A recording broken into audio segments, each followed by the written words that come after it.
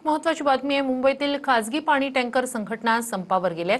केंद्रीय भूजल प्राधिकरण नियमांच्या अंमलबजावणीमुळे अडचणी निर्माण झाल्या आहेत असा आरोप मुंबई वॉटर टँकर असोसिएशनने केला।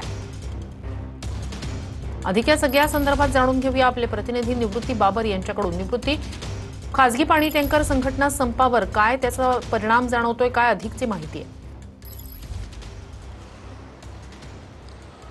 नक्कीच आपण पाहतोय की केंद्रीय भूजल प्राधिकरणाच्या वतीनं ज्या जाचक अटी टँकरला घातलेल्या आहेत त्याच्या निषेधार्थ 1 वर्षानंतर पुन्हा मुंबईतील टँकर असोसिएशनच्या वतीनं जे आहे तो बंद पुकारण्यात आलेला आहे आणि त्यामुळे मुंबईतील काही इमारतींवरती काही खाजगी इमारती ज्या आहेत त्या इमारतींवरती मोठ्या प्रमाणात परिणाम जाणवू शकतो असं टँकर असोसिएशनच्या वतीनं सांगण्यात आलेलं आहे ना। आपण पाहू शकतो की मुंबईतील काही ठिकठिकाणी जे आहेत ते हे टँकर जे आहेत ते उभे असल्याचं आपल्याला चित्र पाहायला मिळते। सकाळच्या वेळेत मोठमोठ्या ज्या इमारती आहेत त्या इमारतींमध्ये खरं तर हे टँकर पाणी पुरवण्याचं काम जे आहे ते काम करत असतात। जवळपास 2,500 टँकर आज संपूर्ण मुंबईमध्ये जे आहेत ते एका जागेवरती उभे असलेले आपल्याला पाहायला मिळतील। कारण की गेल्या 1 वर्षापासून ज्या पद्धतीने केंद्रीय भूजल प्राधिकरणाकडून ज्या जाचक अटी घातल्या जात आहेत त्या जाचक अटी मुंबईमध्ये नको असं या टँकर असोसिएशनचं म्हणणं आहे आणि त्यामुळे मध्यरात्रीपासून यांनी संपाला जी आहे ती संपाला सुरुवात केलेली आहे